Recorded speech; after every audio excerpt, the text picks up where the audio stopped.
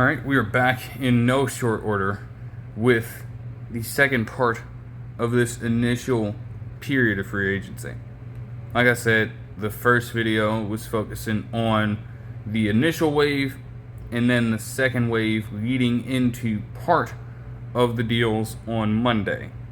This one will be the continuation of that, moving from a specific flurry of deals on Monday into some that have just recently happened, as I took some time to briefly check in and check out with what was going on at the time. So, to get straight into it, the Titans would continue a day in which they, along with another team that I'll get into, were incredibly active. In no particular order, they managed to sign John Franklin Myers, formerly of the Broncos, to a 3-year, $63 million deal with $42 million guaranteed. Cordell Flott to a 3-year, $45 million deal with $32 million guaranteed. And also Alontae Taylor to a 3-year, $60 million deal per Adam Schefter and also Mike Garafolo in regards to Cordell Flott. A slew of free agents on the defensive side of the ball, all at needed positions on that front, and all fill those requisite points. Every single one of them. John Franklin Myers has been consistent in his career as a serviceable defensive lineman. Genuinely. Like, every single place he stopped at, you aren't expecting him to ever really get into a scenario where he's going to completely break a game wide open. But the man is legitimately good for around at least 6 sacks a season and a good amount of TFLs. And that's what he ended up doing for Denver in his tenure there. In the past 2 seasons, he combined for 14.5 sacks, 65 tackles, and 14 tackles for loss, with 33 quarterback hits. Just a consistent producer. And this is despite, coming and dealing with a scenario where he missed all of 2019, had to recalibrate from 2020 onward, and he's been nothing short of consistent since then. So you have to credit him with that. And while the Titans themselves would lose out on a pretty sneaky edge rusher in their own way, they more than certainly get a quality one back in Franklin Myers, instantly setting the tone for help alongside Jeffrey Simmons, which was one of the most important things that they had to do across this entire offseason. Then they get their hands on Cordell Flott, which, with these 3 players in mind, might go down as one of the more, I'm not going to say polarizing, because Cordell Flott is not a well-known player amongst the entire NFL fan base. I'd be lying and stretching it if I said that. But from his early tenure, he was much maligned. He's young, he's 24, he'll be 25 at the start of the season. But on bad Giants defenses throughout his entire career, he has still managed at points to stick out like a sore thumb in his own right. Especially in the first few seasons of his career. It was not a good time at all. The man, even though he was 6'2", he was slight at 175 pounds and still stands at that weight to this day. It helps him to be laser thin and, I guess, flexible in terms of guarding these wide receivers. The thing is, more often than not, they got the better of him, especially when it got into trying to deal out that physicality. It's almost like he genuinely couldn't take it. And he ultimately paid the price for it on a defense that also fielded Deonte Banks at around the same time.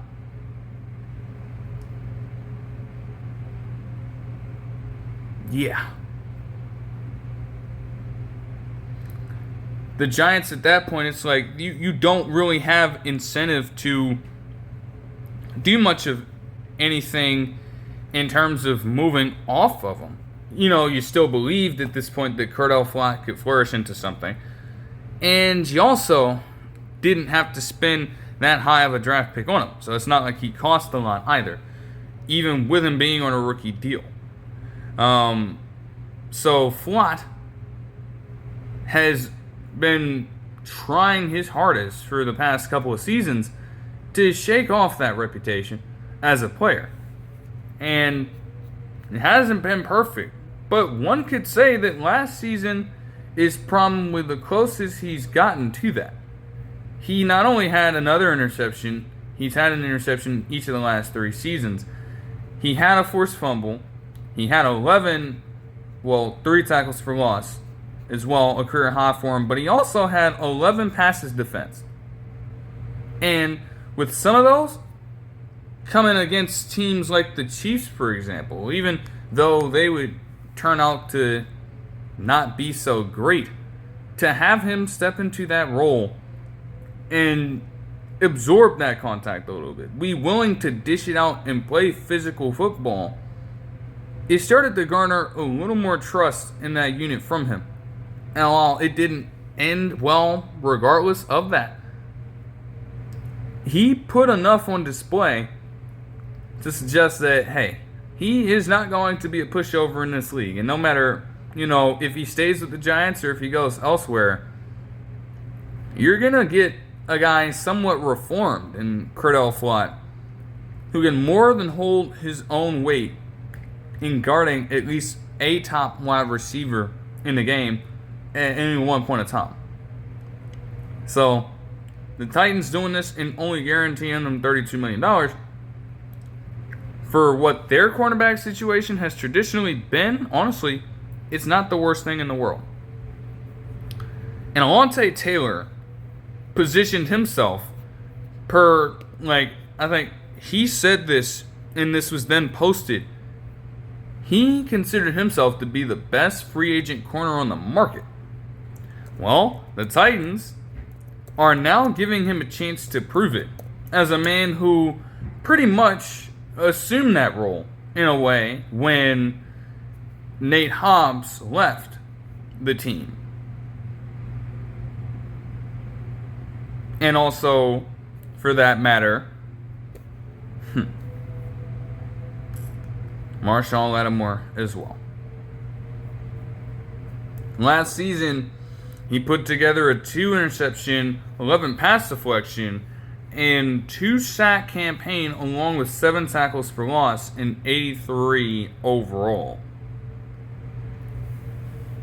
He's an ace at that. In fact, he has 52 passes defensed in his first 4 seasons. That is a great average to have. He's had over 11 in every season he's played in the league. So while he'll allow a few receivers here and there to get by him, he doesn't let them travel all that far, traditionally. That's a good quality to have as a corner, to constantly know where the ball is and be able to locate it and do whatever you will with it in any one point of time, as long as it doesn't benefit the wide receiver at the end of the day. So it'll be interesting to see him perform on this defense. The Chargers would sign Charlie Kolar, formerly of the Ravens, to a 3-year, $24.3 million deal with $17 million guaranteed, and we can all understand why. This goes without saying. The Giants would sign Tremaine Edmonds to a 3-year, $36 million deal with $23.7 million guaranteed. A bona fide move. Like, if that was the market for Tremaine Edmonds, and you're the Giants getting him in that position, that is exceptionally good. He might not be the same tackler as Bobby Okereke was, But Tremaine Edmunds is the caliber of linebacker that you can move all over the place because he's that good of an athlete, and you can trust him to make the right play. You want to ensure that he's healthy, and granted, it's something that the Giants have had to deal with in general. This is, a defense that's also seen Kayvon Thibodeaux miss a good amount of time with his own injuries. So they're going to have to restore that. But Edmunds will come right in, and man, you can run him all over the fucking field. He's going to ball out for you. He's going to find a way to contribute on this damn team. Whether it be in run support, whether it be in pass coverage, bro, he's got you. 100%.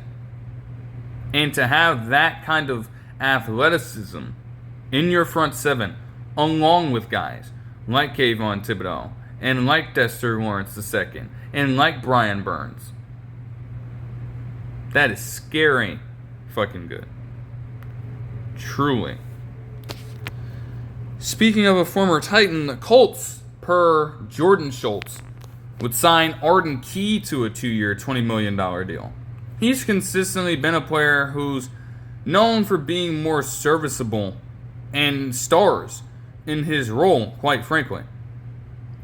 The fact that the Titans had been that far in the dumps and he'd still found a way to come through for this team on multiple occasions says a lot about who he is as a player.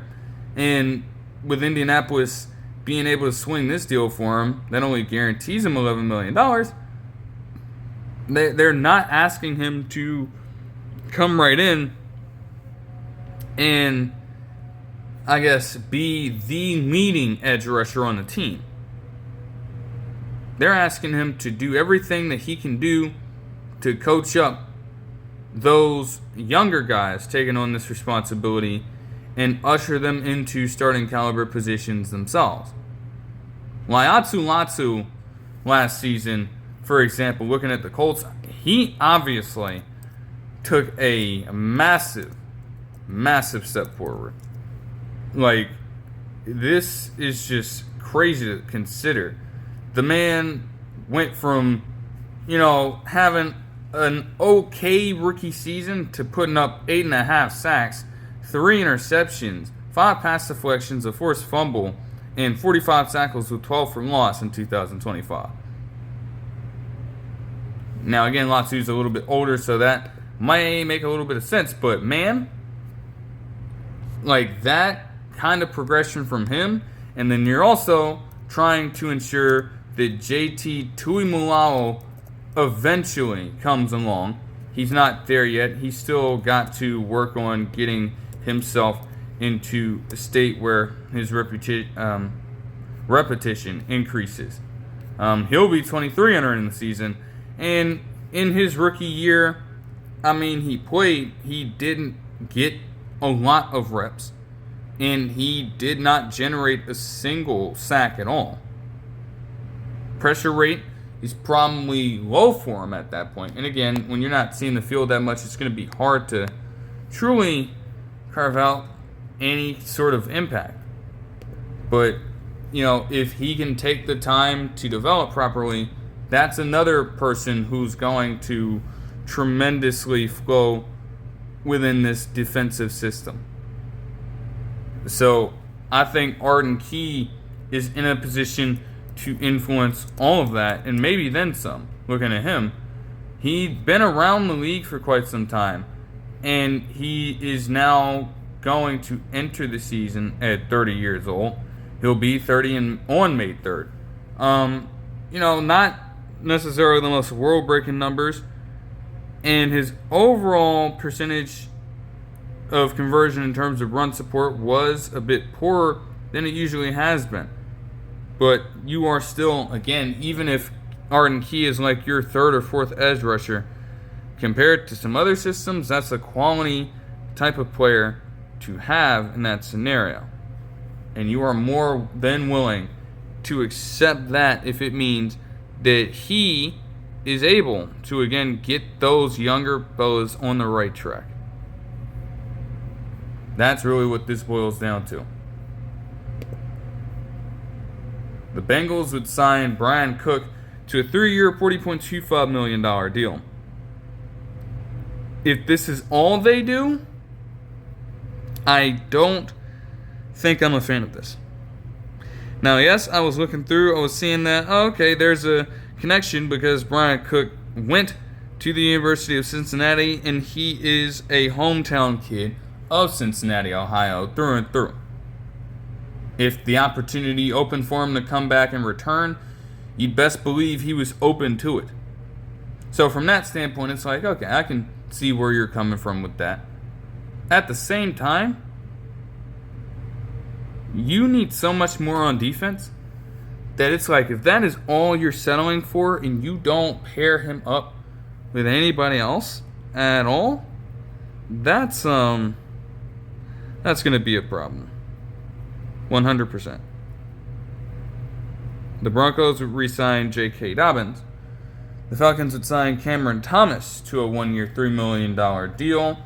The Bengals would sign Mafe away from the Seahawks to a 3-year, $60 million deal with them. Now, that's smart to double that up instantly. I'm out here saying that. Well, now they go out and they get themselves a person who could develop into a quality pass rusher. Could, of course. The thing with Mafe is that, he has been a pretty cool piece for the Seahawks to have. But he has not truly filled out a 1-2 punch. He's been more of a complementary role at that position in what is still, to this point, a very deep roster of pass rushers. Very deep. Looking at his entire career to this point, he's had 20 sacks overall. He had 9 in 2023. And, last season, he only started 4 games after starting in 16 and 11 in 23 and 24. So his role might have been diminishing just a little bit. Again, when you have that deep cluster of players that can just come in and automatically generate pressure, let alone actually converting the sacks or generating pressure at a high rate, that's what ended up making the Seahawks so successful. But there had to be a portion of Mafe that was feeling like he wanted a little more of an opportunity to express himself elsewhere. And so they get their hands on him after losing Joseph Asai and, Trey Hendrickson, as I mentioned earlier, not having...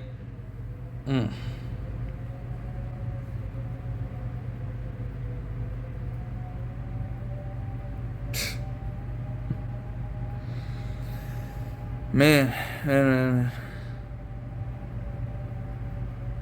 you figure at some point the Bengals are gonna have to try to supplement their pass rush in some way. They needed everything, and so getting Mafe there allows him a chance, honestly, to step into a role that he's never had before. So I find that incredibly interesting and cannot wait to see what he goes on to do. The Bears would sign Case Keenum to a 2-year, $5.5 million deal. And the Seahawks would re-sign Josh Jobe to a 3-year, $24 million contract extension. At least they got one of the guys back. They lost Kenneth Walker III, they lost Kobe Bryant, but they keep the physical but short corner. I respect it. Man. It's nothing that's too wild for him. But, man, the way that he played in that position on the field consistently, even though there would be times where his size wouldn't really be, favorable for him, and he got beaten down deep, he still proceeded to take that and just fight through it, play the game as it should be played, and ultimately come out on top. Well, now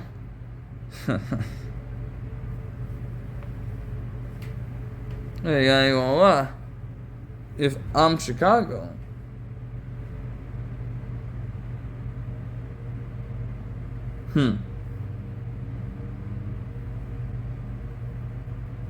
man, that is crazy.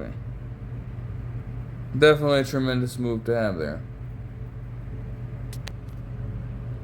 Alright, moving on to the Commanders, who would sign Oweh, Jason Oweh, to a 4-year, $100 million deal with $68 million guaranteed. I am beside myself with that. This man, Jason Oweh, I've been saying this the whole time. I'm just gonna say this again. Do you understand how crazy it is to have this man literally play himself into a fucking bag? That's essentially how this happened. He played himself into a high-paying contract. That shit is crazy. That shit is insane. Just think about this for a second. The man infamously didn't record a single sack in college.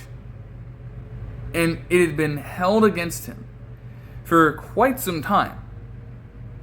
Early in his career, you saw how much he genuinely struggled, even in high leverage situations, to truly get a handle for generating that kind of output. The pressure seemed to be there and on time, but the conversion was poor more often than not. He did get himself into a solid year in 2024.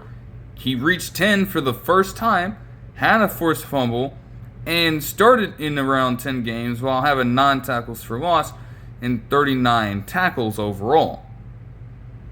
So maybe he'd started to figure things out a little bit. But then the first 5 games of the season for the Ravens would take place. As we mentioned, they already suffered that defeat to the Bills. They lost to the Chiefs in that time in blowout fashion, and also had Lamar Jackson get hurt in that game. Their offense had been showing up and showing out on a week-to-week basis. And yet again, with what I had been explaining earlier when it pertained to the entire saga with them, they had the talent on their team to perform very well this season. And yet they just pissed away each and every single one of these games for the most part. The beatdown that they faced against the Lions in week 3 on Monday Night Football. The beatdown that their depleted asses had to suffer to the damn Texans, 44-10, for the week 5 matchup. All of them just seeing quarterback after quarterback come in and have a field day against that defensive unit. And a large reason for that came down to the fact that, I guess, under Zach Orr, they traditionally gotten off the slow starts as it was. But genuinely speaking, they did not have any sort of intent to effectively rush the passer. And Oweh at the time, whether you believe it or not, was a strong reason for that lack of output on that end. He, in the 5 games he played with the Ravens this season, did not register a single sack and had just 10 tackles in 5 games. This is him, as a 27-year-old, seemingly in the prime of his career, cratering? Was it him as a player not playing up to par or playing up to the standard that he set out for himself the season prior and facing an immediate drop-off? Or was it the system more so, failing him as a player, keeping him in those disadvantageous spots to where he could not maximize on much of anything at that point. Well, the Ravens at that point get near the trade deadline and figure that they've got to try to cut their losses somewhere to get a quick fix at a problem that had been ailing them for years. By no means is Jason Oweh the sole reason for that failure on that front, but at the same time,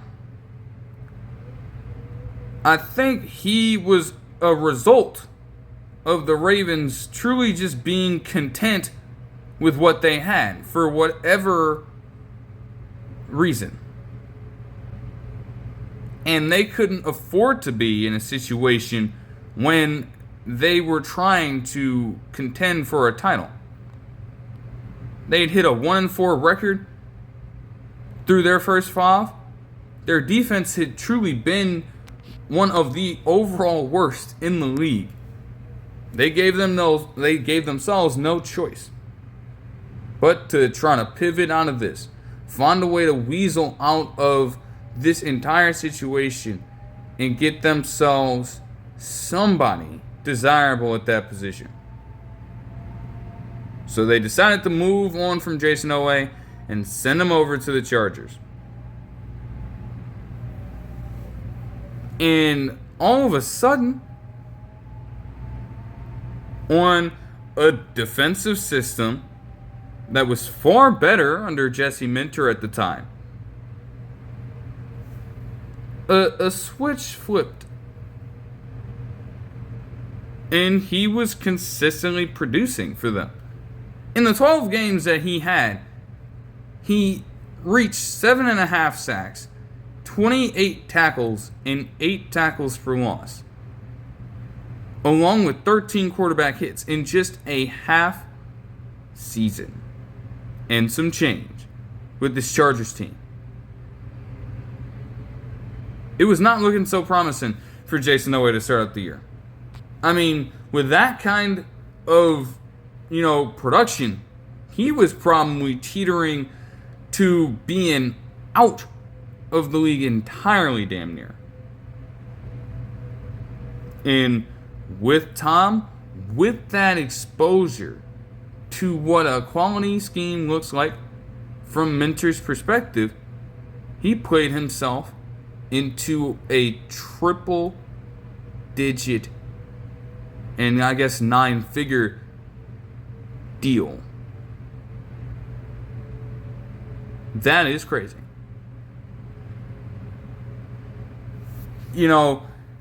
There is a good balance of risk and reward here.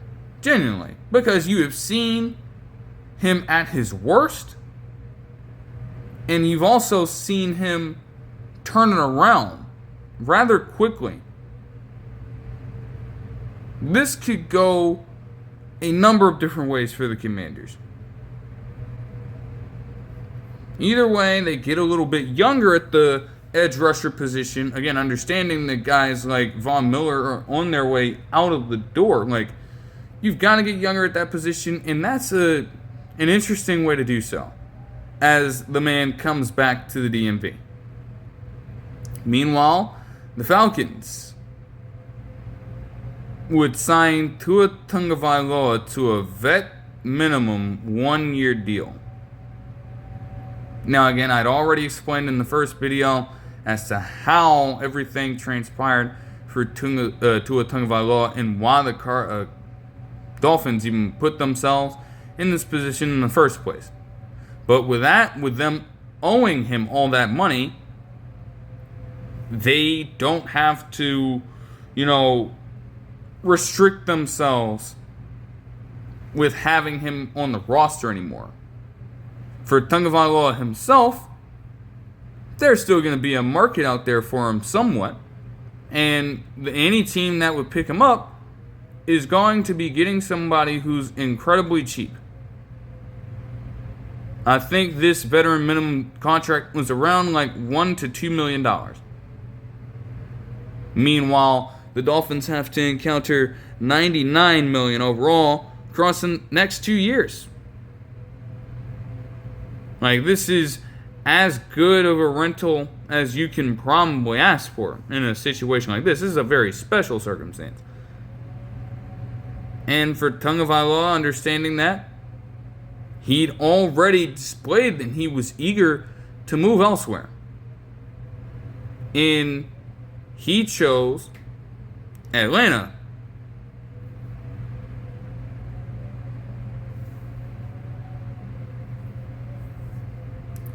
Why do the Falcons continue to put themselves in this situation? That's why they get rid of Fontenot. That's why. Because they made the decision, for some reason, to give Kirk Cousins fully guaranteed money and draft Michael Penix Jr. at around the same time. And, okay, we're constantly flip-flopping because we are paying Kirk Cousins like a starting caliber quarterback. We should play him as such. He doesn't play up to standard. Okay, let's substitute in Michael Penix Jr., see if we can get a spark off the bench. Oh, okay, he finished the 2024 season off relatively well. Let's give him the starting nod in 2025. Oh, he's showing us some issues with overall accuracy and durability as a player right now. We can't trust him all that much to lead us for the rest of the season. Let's turn it back to Kirk Cousins. Oh no, he's not performing well himself either. Oh, okay, now we don't even know what the hell we're doing as an organization. And that's exactly how you get yourself into something like this. That is why Fontenot's gone. And one of the key moves that you make, even if you aren't committal to Michael Penix Jr., okay? Did you really believe that it was the best situation for you to go out there and get your hands on another franchise caliber quarterback instead of maybe considering drafting one? You just go right out and you get Tua Tagovailoa, even if it's for cheap. This man was quite literally just leading the Miami Dolphins for the past few seasons as the unquestioned starter. And now you are bringing him in with a potential risk to be a high-quality backup? Maybe you don't trust Michael Penix Jr., and again, that kind of leverage could light a fire under him. But, damn. That just puts Tagovailoa in a real interesting position. Like, if Michael Penix Jr. does perform well, chances are he may not play. And chances are, if Michael Penix Jr. is still a little bit rocky, he may get a chance to play, but can you trust that he will go out and put on something similar to what we saw in 2023 for a performance? You can't guarantee that. I guess you're willing to risk it, though, if you aren't really even worrying about shedding $2 million off just to have him on your team. But why is this something that they cannot escape? And same goes for Kevin Stefanski. Like, you literally just got out of a situation where you were dealing with fucking 2 rookie quarterbacks, trying to get them to learn a new offensive system and just trying to get comfortable in the NFL period. Now, yes, these are somewhat established veterans, but they both have so much to prove as players still. We still do not understand everything about them. We have a feel for Tua Tagovailoa as a player, and yet he's still looked at as unproven. And Michael Penix Jr., again, if they're willing to make this move, they clearly don't even have a guarantee in him either as a player. But maybe this is the direction they want to take. A quarterback battle for the absolute ages, I suppose.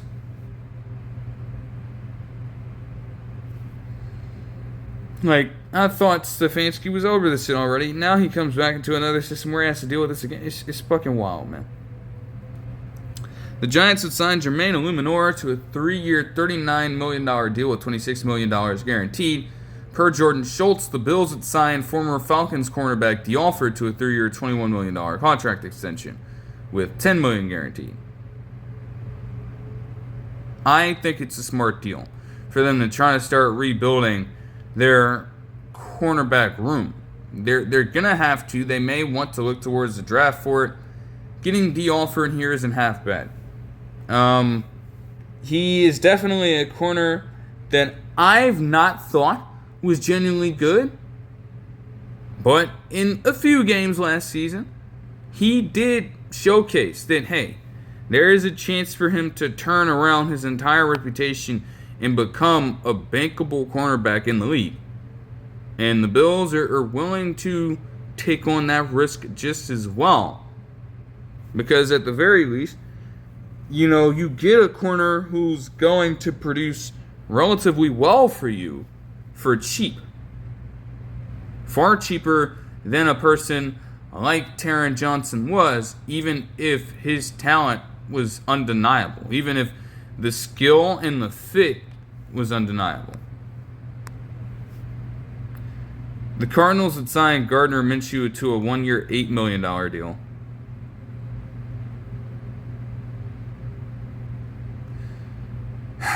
The Chiefs would sign Travis Kelce to a 1-year, $12 million deal, as he would officially announce, per Adam Schefter, that he was going to return for another NFL season.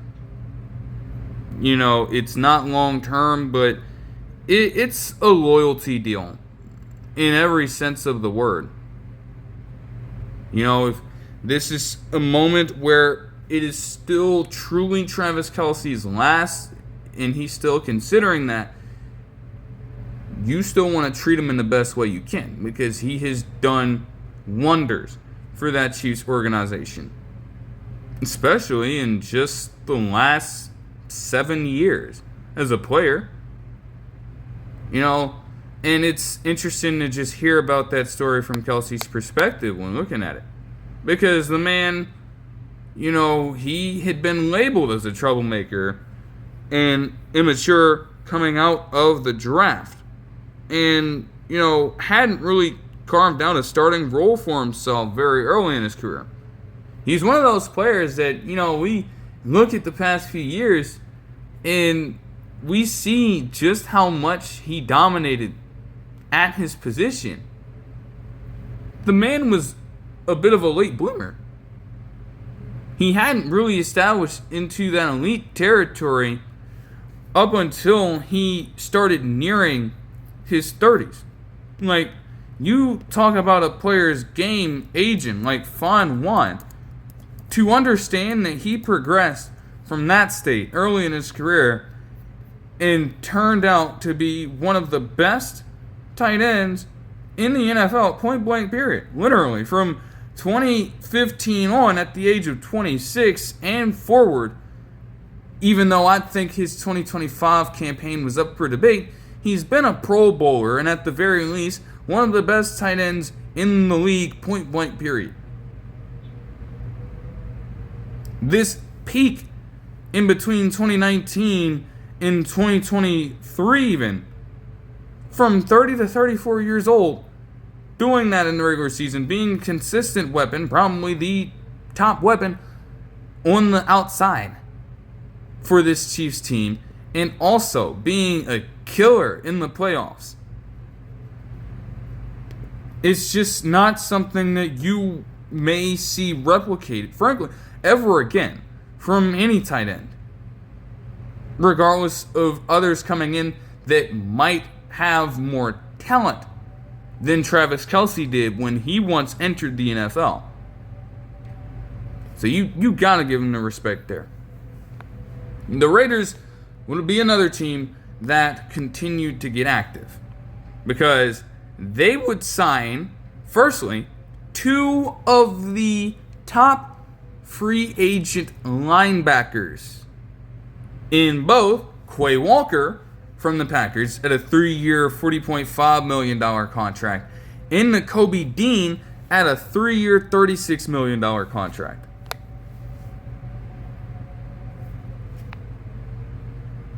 They are going to have fun rotating them around, seeing exactly where they want to line those guys up, and just have them do what they do best.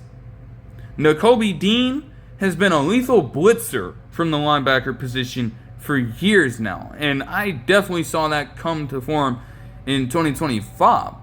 Like, there were games where, bro, they absolutely had no answer for him up the middle. He just demolished any sense of pass protection that these teams had, and you just get right into the teeth of that overall offensive line and generate pressure up that position.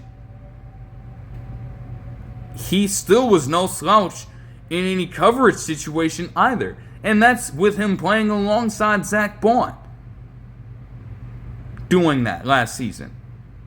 Now, he had a few injuries there that did kind of derail his momentum a little bit, and probably gave the Eagles a little bit of caution in regards to how to move forward with him exactly.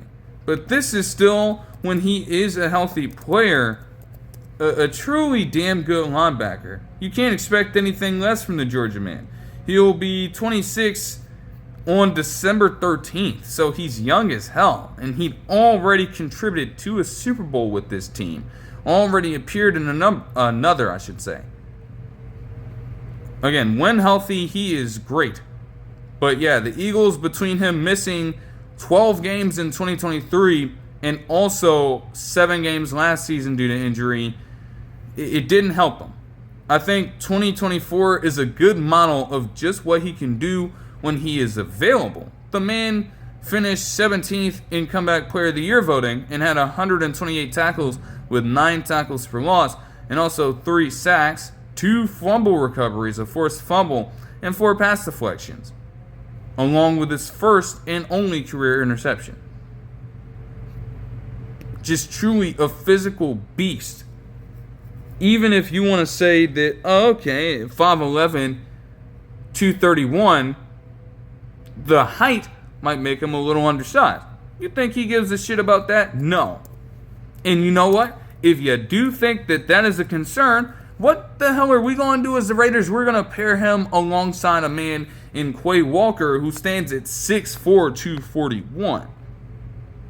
Who also has his own kind of blazing fast speed and can be a tackling machine in his own right, while also being able to, from time to time, generate pressure and make impact plays where he sees fit. For Walker, he himself has missed a few games from season to season, but he's played in at least 14 games in every single season that he's been in the league. And last year, with the Packers, he had 2.5 sacks, 5 pass deflections, and 128 total tackles for a career high, along with 7 quarterback hits and 8 tackles for loss. I mean, damn. Damn, bro. That is just crazy, crazy stuff, man. I mean, my goodness, dude. Jeez. Man, oh man, oh man. Wow, bro. And then, to make matters even better for them, they would also, per Ian Rappaport, add former Colt Kwity Paye to a 4-year deal. I think the numbers for his contract came out. I didn't necessarily get a handle on what that is. I guess I can check that in a second. Now, Paye did take a little bit of a step back, playing in all 17 games last season and dipping in terms of sack production, in terms of tackle production overall. But, you know, to bring him on a team that has their fair share of overall inconsistency at the edge rusher position right now, at the very least, you're getting a man in Paye who's going to be available. You are still trying to see what Tyree Walker flourishes into. You're trying to see exactly how things can go with Malcolm Kuntz as they re-sign him, but aren't really too sure as to what he can contribute on the field just yet. There are a lot of question marks. And so to at least have someone who's a bit more reliable is important. For the contract information,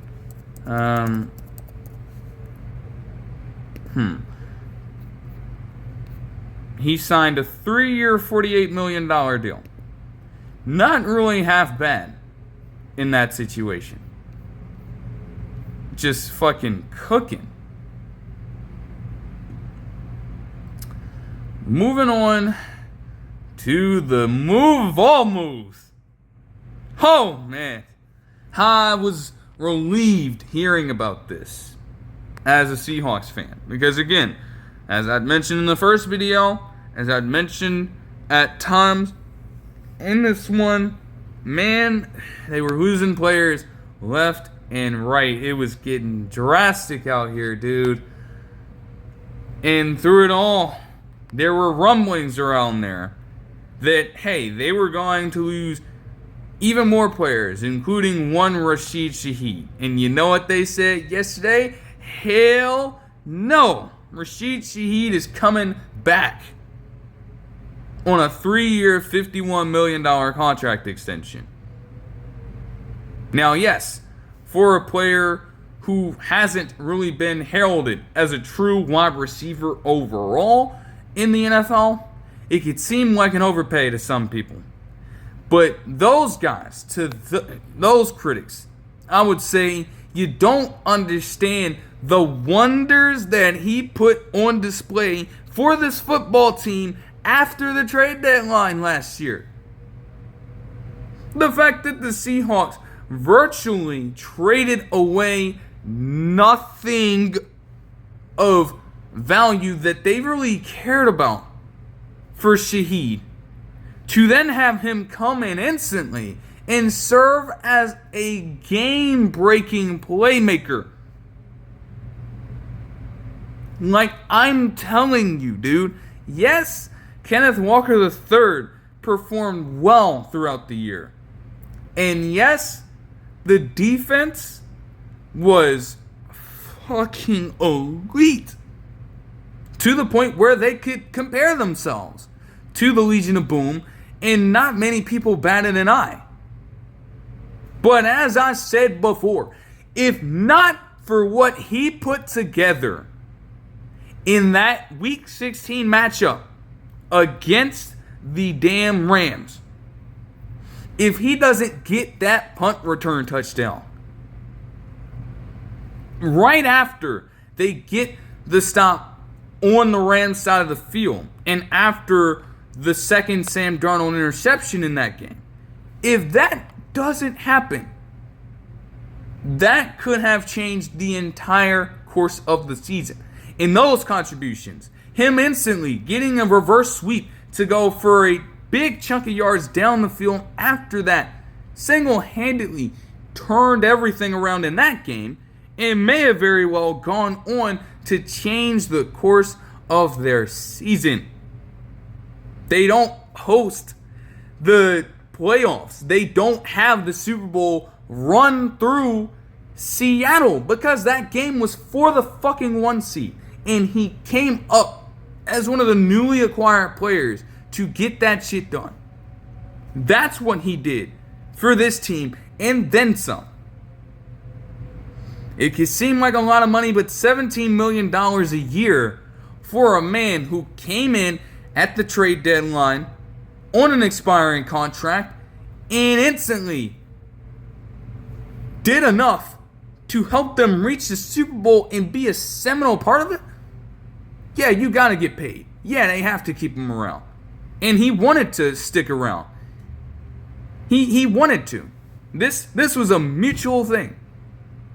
It's beautiful, man.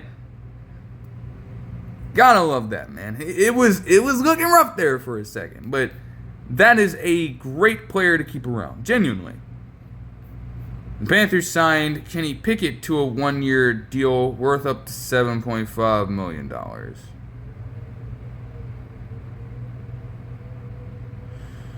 The Cardinals signed Kendrick Bourne to a 2-year, $10 million deal.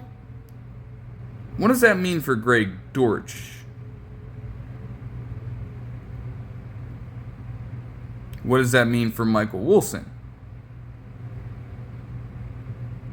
Those would be my main questions hearing that. The Texans signed Reed Blankenship to a 3-year, $24 million deal. This is just an embarrassment of riches. The Texans are fine at safety. They're fine. They could afford to cut off Jimmy Ward at that point because his production honestly wasn't matching really what they needed on that defensive front.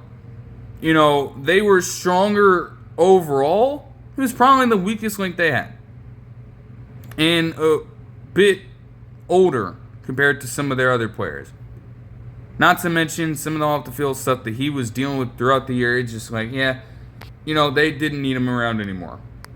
Reed Blankenship, with what he's put together, is another guy who can provide that kind of physical play on the back end.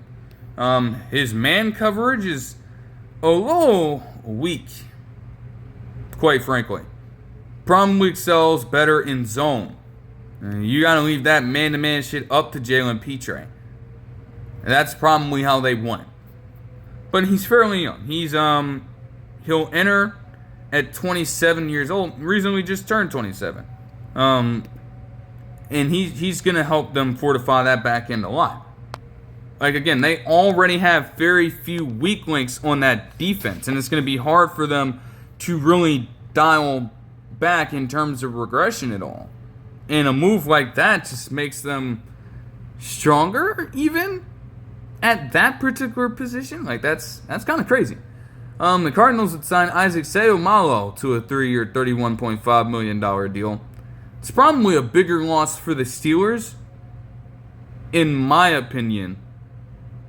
He's one of the more consistent guards you can ask for in the game. And while his talent isn't going to completely jump off the page at you, it is something that cannot be ignored. When you can have that kind of consistency from any offensive lineman, it is going to be of tremendous value. And quite frankly, especially on the interior, the Cardinals are looking for that. Looking for it. Because whether it was Kyler Murray starting and playing, whether it was Jacoby Brissett starting and playing, they couldn't protect their guys for shit. Made even worse by the fact that, again, in terms of being able to set the tone as a rushing team, and there were a few games where they tried to lean on that shit, and they just could not get it done. The Bears would re-sign Braxton Jones to a 1-year, $10 million deal. The Bills would sign Kyle Allen to a 2-year, $4.1 million deal. The Chargers would sign Cole Strange to a 2-year, $13 million deal. That's interesting. Yes, he reconnects with Mike McDaniel per the Adam Schefter post, but I really don't understand what the hype surrounding the man truly is. I still, for the life of me, do not get all these years later what exactly was going on in Bill Belichick's head when he decided to draft that man in the first round, bro. And then instantly send him over to the Patriots when things didn't go, well, the Dolphins rather, when things didn't go a certain way. They're like, what the hell? Come on, man. Craziness, dude. The Panthers would make another huge move here.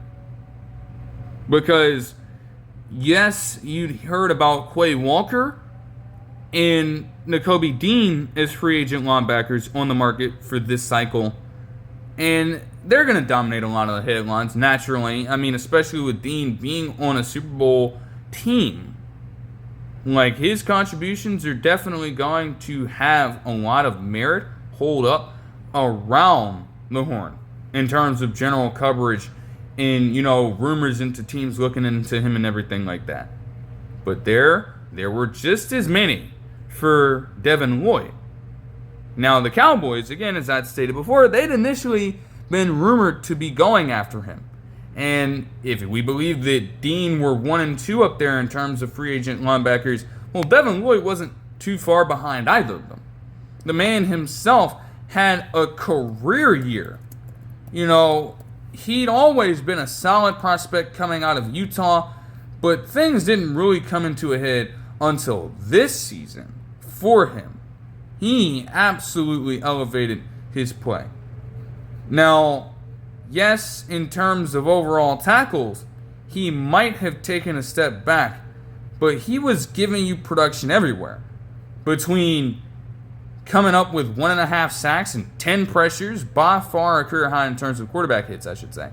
6 tackles for loss, and also 5 interceptions with 7 pass deflections.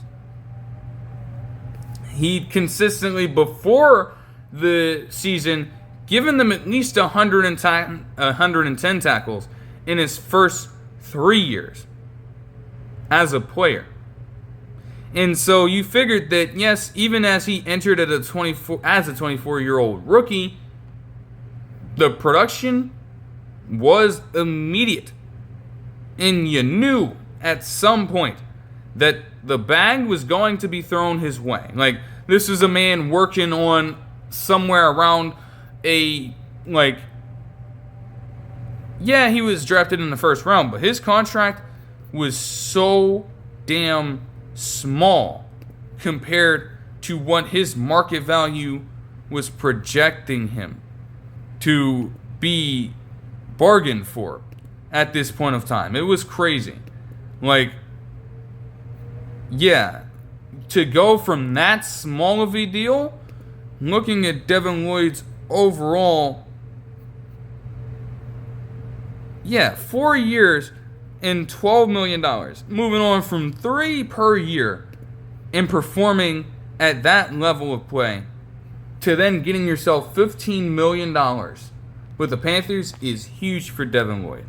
And it's tough for the Jaguars to lose yet another battle. But again, by drafting a person who was a bit older, who you figured you were going to have to pay sooner rather than later, you're committing that money to other positions, and you just did not have enough room to meet Devin Lloyd's asking price.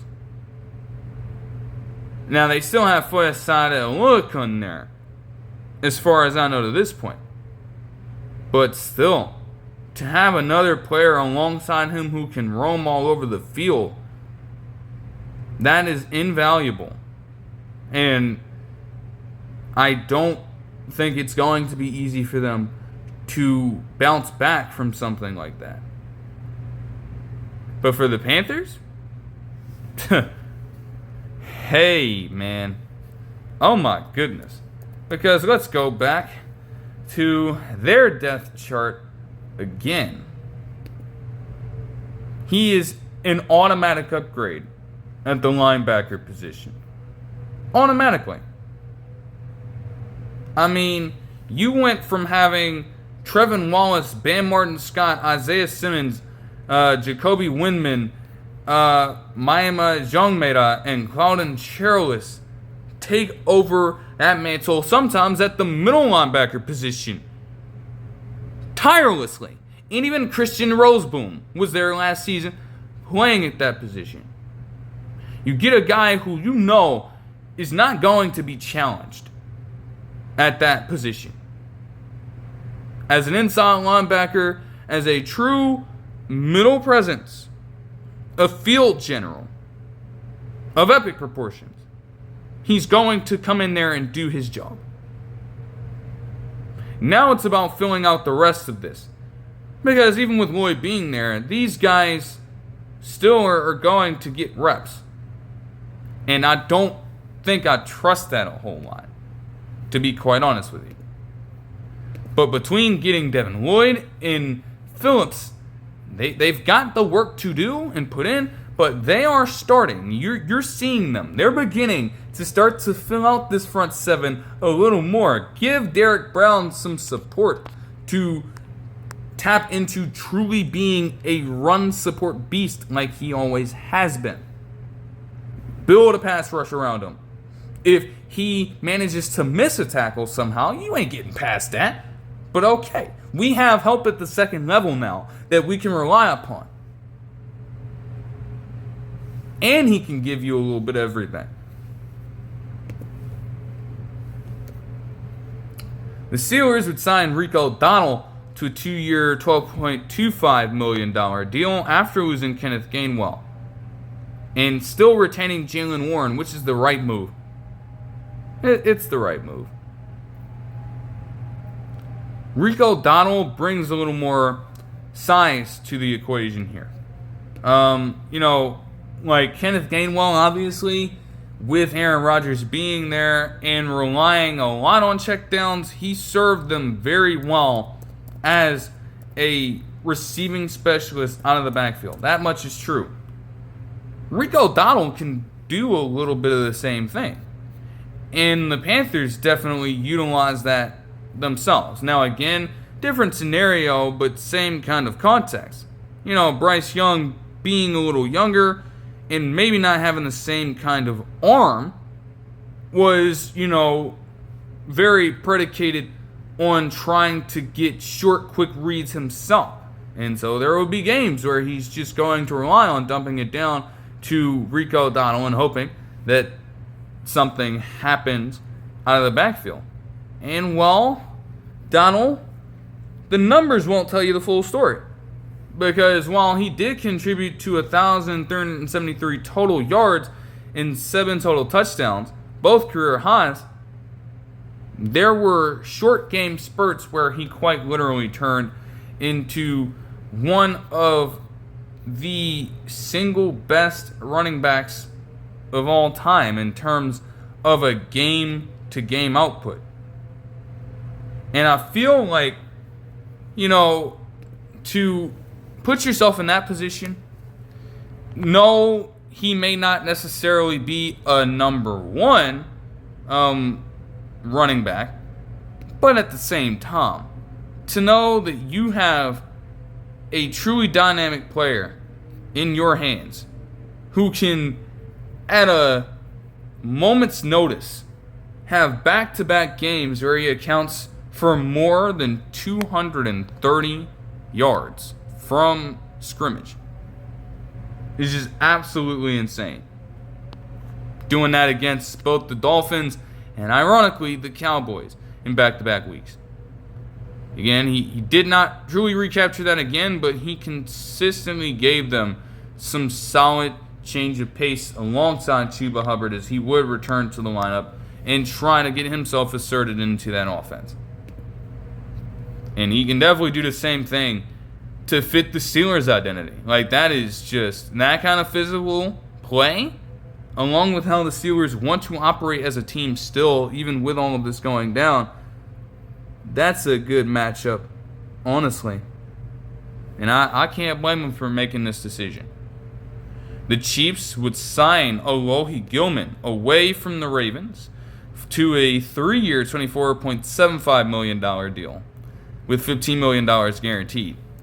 Now, this was a player that was traded at around the exact same time that Jason Oweh was sent over to Los Angeles, as he was there for the first half of this season.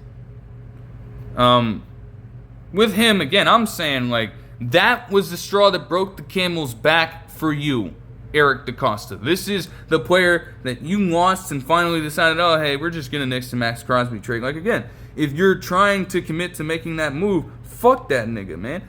Fuck him. We don't care. Let him leave at that point. Right? It's like, come on, man. Come on, y'all. Same thing with him. The way that the Chargers defense had been playing, they'd been good overall. Gilman was in a situation where he was probably sought out to be the weaker link for them and not really contributing a whole lot to their overall success. I mean, again, to that point, they'd already established themselves with the likes of Tarheeb Still and Cam Hart emerging as gems last season and carrying that momentum over into the second year. They still had Dayon Henley handling responsibilities as a young captain on this roster, and not to mention how versatile Derwin James Jr. is and how they love to utilize him all over the place. Very quickly, it got to a point where while Gilman could contribute well, it's not like they needed him a whole lot anymore. And so, with that, despite having 22 tackles and 3 pass deflections, they just decided to move on from him. So the Ravens would give him a chance to move into a starting role to keep another safety on deck and allow Kyle Hamilton to roam around the field as a versatile safety / linebacker that could play closer to the box or play deep in some cases. But again, as an impact player who had recently gotten a contract extension, you want to keep him as involved in the play as you possibly can. So Gilman comes there and he does somewhat fine. He had 6 pass deflections, a forced fumble, 2 fumble recoveries, 68 total tackles, a TFL, and a quarterback hit, along with the lone pick 6 he had off of the pitch from Kyle Van Noy against the Bengals in their second matchup. Gilman is that in terms of lane integrity, as a safety trying to contribute to stopping the run, he sucked at it. Like, he genuinely did not know at times which hole he was supposed to explode through and meet a running back at. There were times where he just completely missed that lane, and then you allow the running back in that situation to get exactly where he's trying to go. If he's trying to cut it inside for a score, Gilman just gets clogged up immediately by a block and has no resistance on it whatsoever. And if he's bouncing it all the way to the outside, Gilman's nowhere to be found because he's not staying disciplined and keyed in on where exactly he's supposed to be in the defensive formation. And that fueled into some of the other defensive problems that they would continue to have as a team late and overall on the year. So, while that's solid production for him, at that point it's like, we cannot keep on playing that game. With the Chiefs losing Brian Cook, it makes sense for them to have this as a direct replacement. And I mean, hey, in Gilman's case, if you can't beat this team when you're there for a full season, you may as well join them now. How fitting. Maybe they believe that Gilman works better as a back-end safety, and, he'll definitely be able to hold down the fort there. I would think so. He'd better. Yeah. Alright. Moving into the third wave of action and developments overall in free agency. Starting with the Patriots, as they would sign Elijah Vera-Tucker to a 3-year, $42 million deal. This is a player who I've consistently heard about as being one of the better offensive guards in the league when healthy. Big if for that. The man has appeared in around half of the possible games that he could have played in as a Jet. Literally, around 42 games he's appeared in to this point. So it's not that, hey, he isn't, performing when he's on the field. It's like, okay, when are we going to have him on the field? He has gotten close to playing a full season on a couple of occasions, but sandwiched in there, you have back-to-back seasons in 2022 and 2023 where he missed a combined 22 games. So, hey, people were saying, okay, yes, even if he's played a 43 out of possible, 80 plus games at this point. Hey, this is still a pretty high bargain to get back for a player that we can absolutely take on. Consider what had been,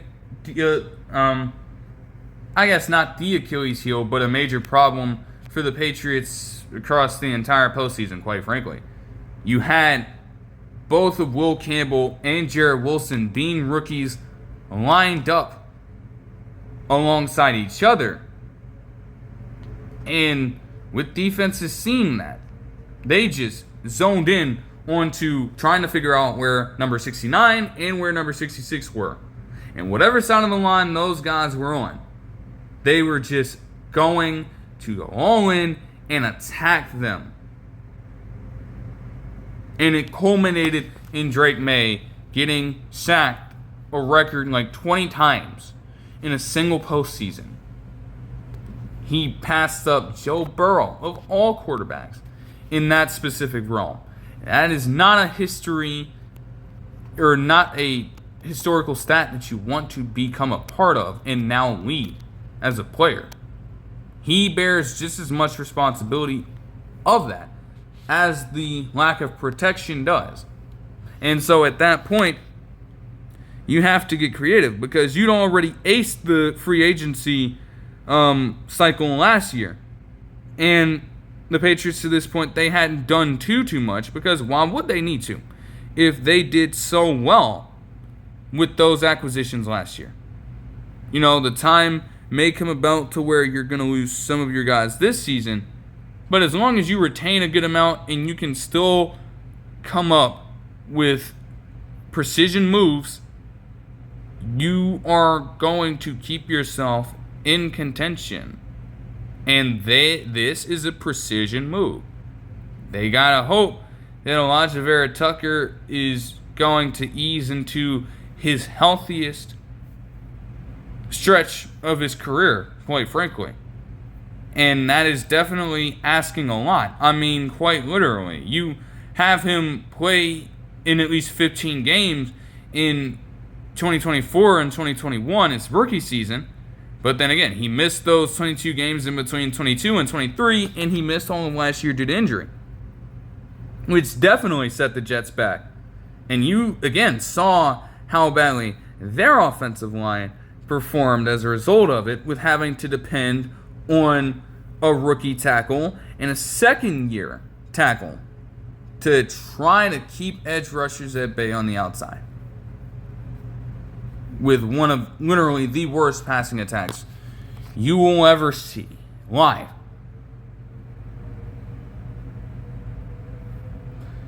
The Packers would sign Benjamin St-Juste to a 2-year, $10 million deal and release Nate Hobbs.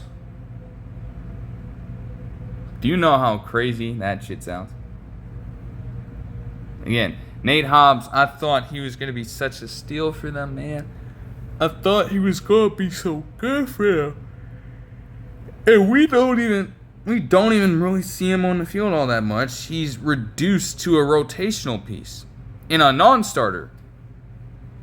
And then just like that, he's gone. They go out to, try to get Trayvon Diggs, and he's only there for a 1-game rental. And they still believe that getting St-Juste, even on a short-term deal, is better. We know what this man, Benjamin St-Juste, is. Need our Ramon Commanders fans of the crimes that he committed with this team? The Giants would sign Greg Newsome to a 1-year, $10 million deal. The Vikings would re-sign long snapper Andrew DePaula to a 1-year, $1.725 million deal. The Bills would sign Dawson Knox to a 3-year contract extension. The Bears would sign Khalif Raymond away from the Lions on a short-term deal. Instantly, they give themselves another special teams ace. It takes a little bit of the heat off of Devin Duvernay having to handle both punt return and kick return duty, because Khalif Raymond is truly an elite specialist at that. I mean, so much so that when you look at Raymond, even though he is not a player who's going to come in and automatically light it up as a receiver, the 32-year-old is a former two-time All-Pro selection at that position. So he's more than capable of becoming that for this team.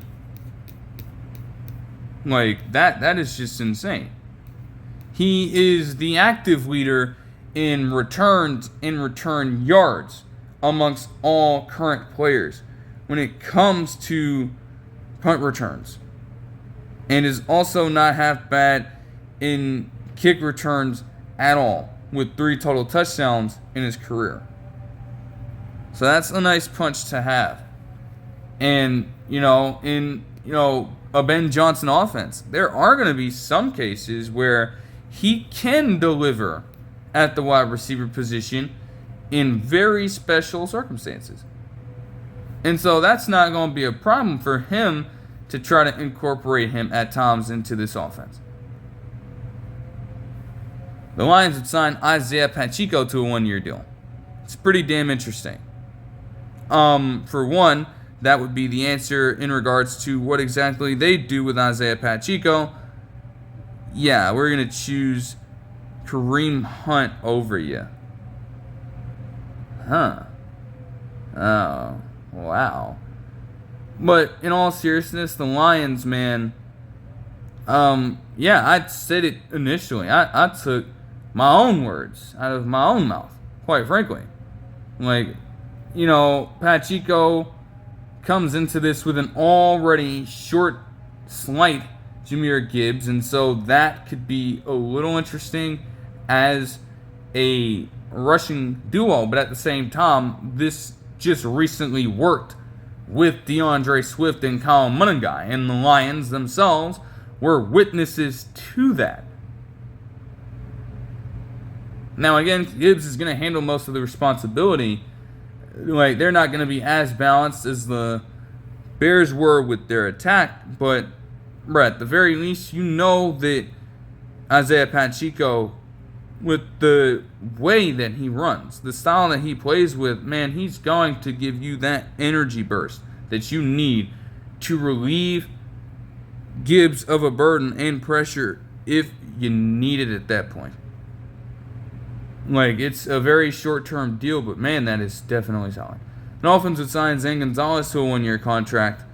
The Texans would sign both Kaimi Fairbairn to a 2-year, $13 million contract extension, and they would also sign Braden Smith, an offensive tackle, to a 2-year, $25 million deal. Once more, trying to find creative ways to build up that offensive line again and get them back to some form of, stability at that front. Because everything, and I mean everything, had been up in the air for them after C.J. Stroud's rookie season when it comes to overall protection. Again, he has to get better with timing and performance, but man, The Raiders would trade Geno Smith and a 2026 6th-rounder to the Jets in exchange for a 2027 7th-rounder.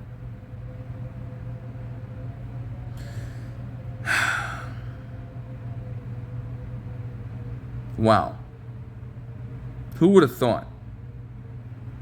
With the way that things ended with the Jets, he would ever contemplate coming back to New York. And with a miracle, they got this done somehow, some way. Simply because he was available. That is just wild to me.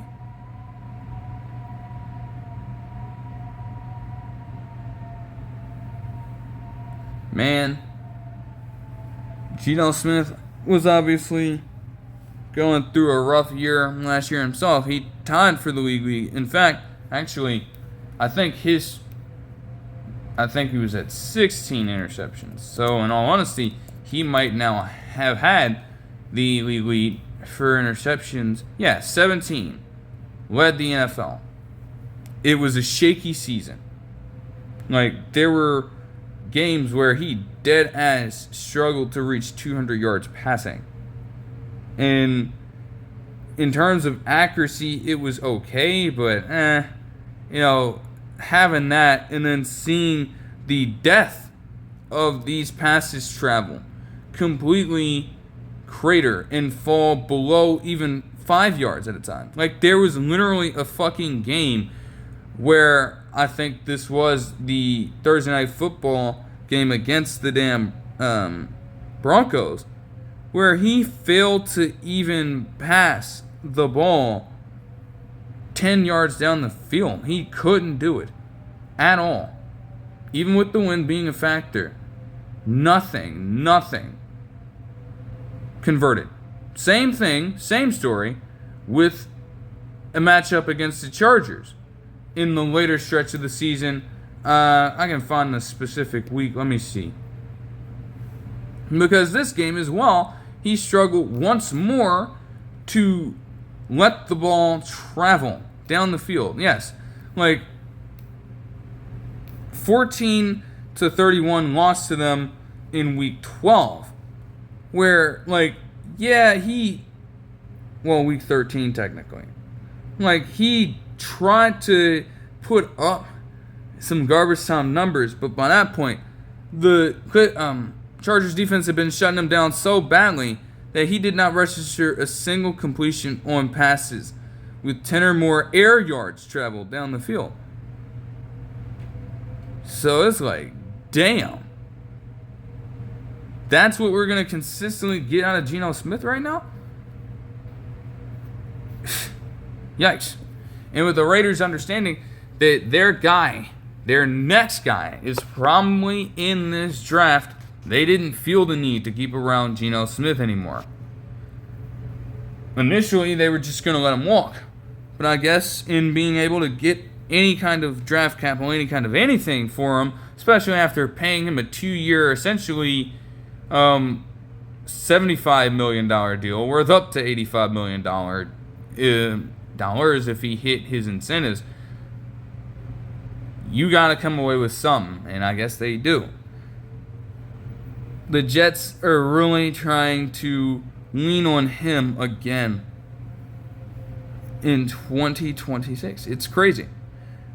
But with him, even though we can say that this was a shaky year, you're going to get some form of consistency in competent high-level quarterback play from Geno Smith. We understand what he is as a player who will be entering the season at 36 years old. We understand that he is not going to ever be a quarterback who will be considered amongst the elite of the elite quarterbacks.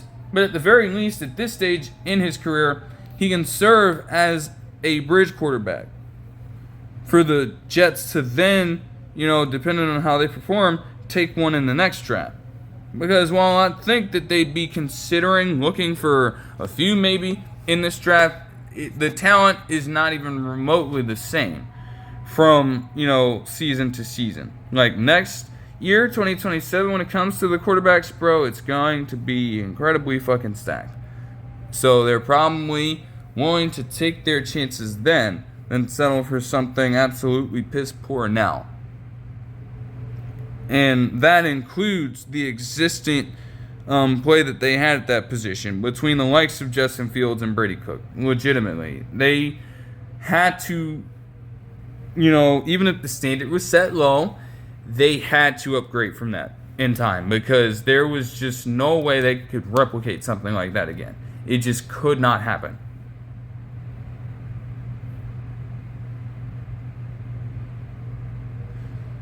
The Patriots would sign Romeo Doubs to a 4-year, $70 million contract extension.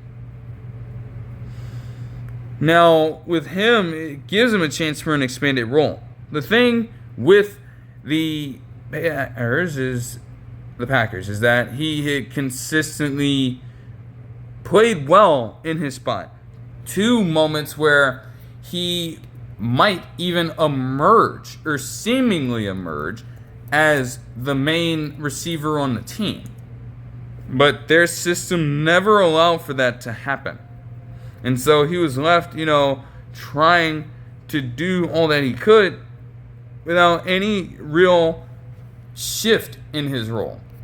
The 6'2", 204-pound lad had himself a career year in receiving yards with 724, caught 55 passes, and had 6 touchdowns as well through the air.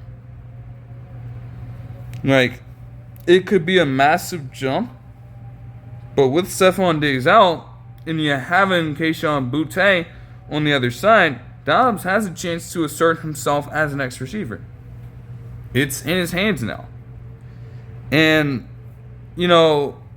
I think the deal is respectable enough.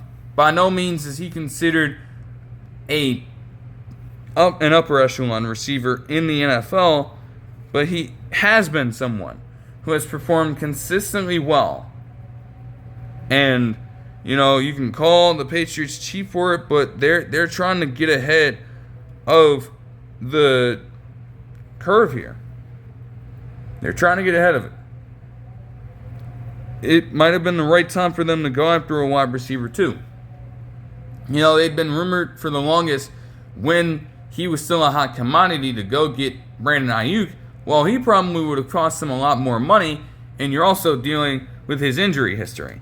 The most that's happened for Romeo Doubs to this point is the, Tom's space concussion protocol, which is why he has a guardian cap on in the first place. Doubs had signed Quincy Williams to a 2-year, $13 million deal, and Elgton Jenkins to a 2-year, $24 million deal.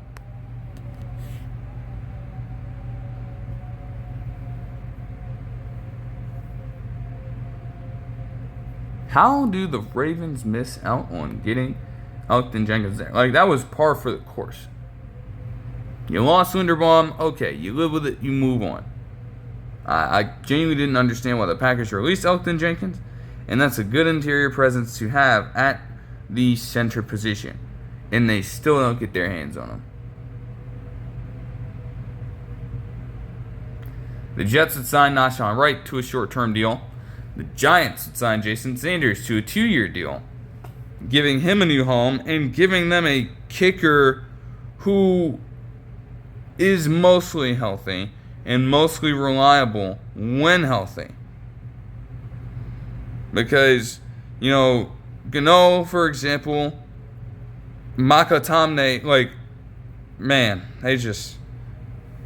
they were going through a bit of a weird revolving door at that position throughout the year.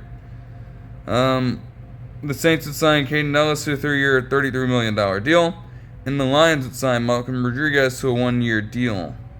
Meanwhile, the Eagles would steal another one. This time, it would be Tariq Woolen going to Philadelphia on a 1-year deal with a maximum value of $15 million. Man, when I first saw it, on the inside, I'm fucking screaming in agony. I'm like, dude, oh my gosh. Okay, there's no way that they pulled that shit off. There's no way whatsoever that they allowed that to go through. Then, I had to think about it. And, quite honestly, it all comes down to one corner being the priority in maybe the rest of this offseason and maybe the next year. Devin Witherspoon. Yes, Devin Witherspoon is shorter, a bit slower than Tariq Woolen, maybe by the numbers. However, Witherspoon has asserted himself quickly as one of the best corners in the damn league. And though he's 5'10", he is the outright number one corner because he does everything exceptionally well. He can, understand how exactly to work leverages into his favor. For the most part, sans for maybe the conference championship game against the Rams, where a few good defenders got caught slipping on multiple occasions. He's got a knack for finding the fucking football. He can easily make some of the most powerful tackles, especially for a player at that size, and ensure that he is providing all of his damn body weight to transfer down on that. Witherspoon is a fucking ace at the position. Like, if you understood that this was going to come down to essentially one guy to choose from between Witherspoon and WOOLEN, it seems like the front office is heading in choosing that direction, and he's more than earned that over this course of time. More than. Now, WOOLEN, again, for as good as he can be as a player, we've seen him reach that peak so early, too. We understand how good he can be. But the lack of discipline, and especially when it comes to some of those late sequences, the damn penalty into a touchdown given up against the Rams, the immediate touchdown given up to the Patriots for them to at least get on the board in that Super Bowl, even if it was somewhat out of the realm of possibility. So just after the Seahawks themselves scored a damn field goal to potentially put things on ice at that point. That inability to, again, stay disciplined on that side of the ball hurt this defense a little bit. Like, everybody else would be doing their jobs, and yet you had to question exactly what it was that he was trying to do. It got so bad to a point where there were legitimate trade rumors flying around for Tariq Woolen.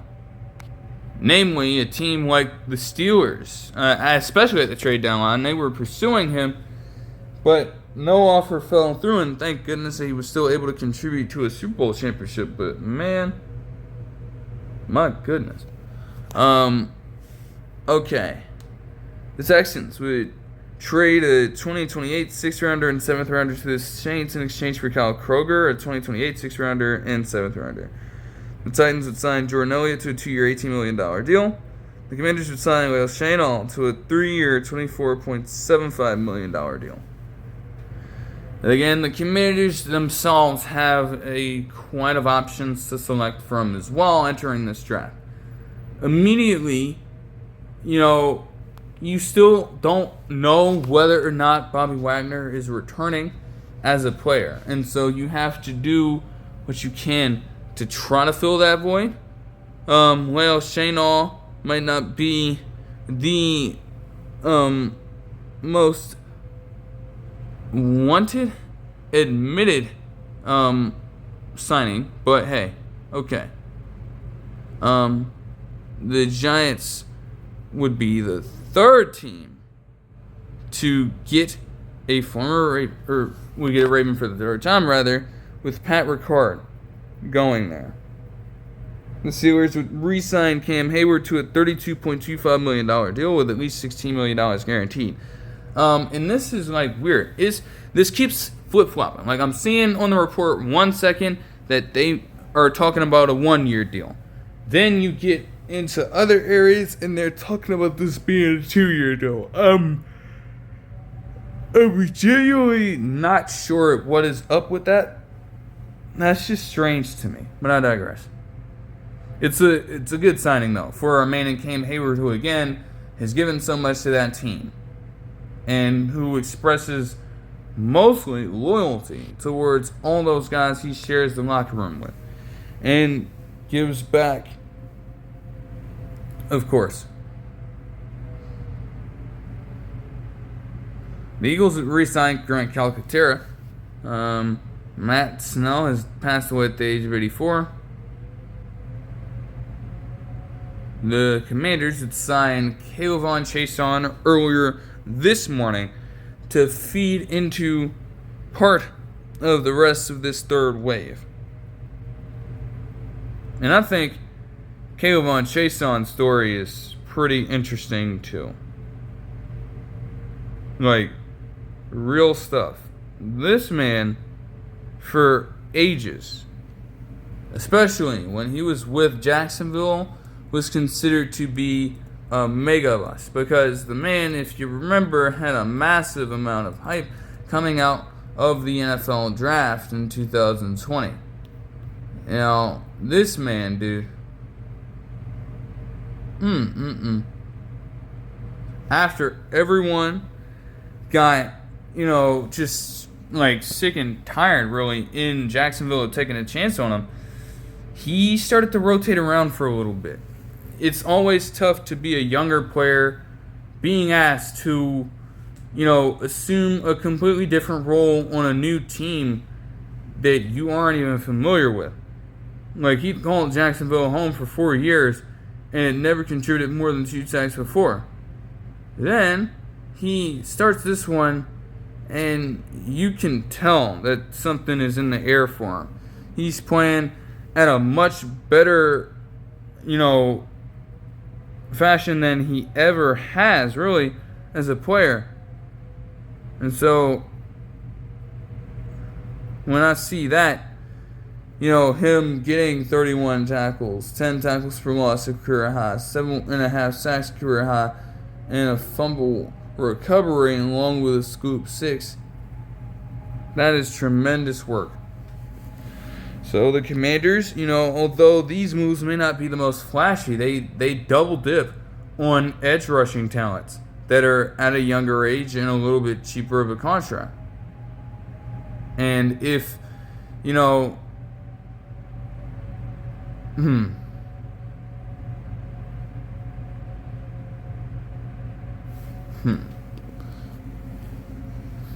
All right. The Lions would restructure Jared Goff's contract to clear cap space, and the Ravens would also do the same thing with Lamar Jackson to clear up at least $40 million in cap space to utilize in the offseason.